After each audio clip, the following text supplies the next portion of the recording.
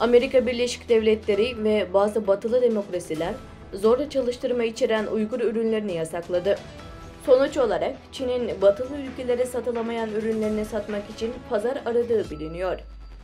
Tanrıdağ sitesinin 17 Ağustos 2023 tarihli özel raporuna göre 16 Ağustos'ta Uygur Özerk Bölgesi Parti Komitesi Sekreteri Ma Xingri, 2023 Avrasya Ticaret Fuarı'na katılmak üzere Urumçi'ye gelen yabancı heyeti karşıladı. Avrasya Fuarı Sekreterliği ve Çin Ticaret Bakanlığı Dış Ticaret Geliştirme Bürosu'nun ev sahipliği yapacağı fuara 1300'ün üzerinde Çinli ve yabancı firma katılacak. Bunlardan 25'i dünyanın en güçlü 500 şirketi arasında yer alıyor ve bunların 7'si Çin şirketi. Çin, Avrasya Fuarı'na toplam 40 ülke ve bölge ile 7 uluslararası kuruluş temsilcisi gönderecek.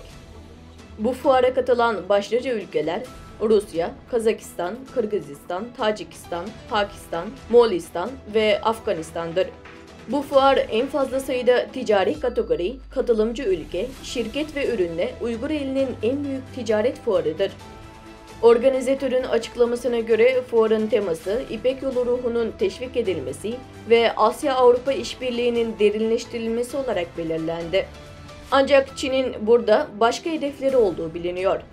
Kırgızistan'ın Bimek Ulusal Üniversitesi'nde öğretmen ve siyaset bilimcisi olan Rahimcan Hapizov, Çin, Avrasya Ticaret Fuarı aracılığıyla ekonomik gücünü ve nüfuzunu Kuzey Asya, Güney Asya, Orta Doğu ve Batı Avrupa'yı genişletmek istiyor. Gelecekte bu durum, Orta Asya ülkelerinin güvenliğine tehdit oluşturacaktır, dedi. İstanbul merkezli Dış Ticaret Danışmanlık Eğitim Hizmetleri ve Turizm Şirketi'nin müdürü Sayın Abdülaziz Beşdoğrak bu konuda görüşlerini dile getirdi. ABD ve bazı Avrupa ülkelerinde Uygurlara yönelik sıkı baskı ve zorla çalıştırılarak üretilen malların yasaklanmasının yanı sıra Çin'in deniz ticareti yollarının verimsizliği nedeniyle Çin'in bu ürünleri satmak için bir pazar aradığını söyledi. Ma Xingri, yabancı heyeti karşılarken yaptığı konuşmada, ABD liderliğindeki Çin karşıtı ülkeler Sincan hakkında yalanlar yayıyor ve Çin'i kontrol altına almak için bir komplo gerçekleştirmek üzere Sincan'ı kullanmaya çalışıyor. İş heyeti Sincan'a geldiğinde gerçek durum hakkında daha derin bir anlayışa sahip olacaklar, dedi. Sayın Abdülaziz Beşdoğrak, Çin hükümetinin artık dünyanın dikkatini çekmek için bu tür fuar ve sergiler düzenlediğini söyledi. Rapora göre Ma Xingri konuşmasında şunları da söyledi. Hedefimiz ve arzumuz Orta Asya ülkeleriyle birlikte çalışarak ortak bir gelecek yaratmak ve bir Çin-Orta Asya topluluğu oluşturmaktır, dedi.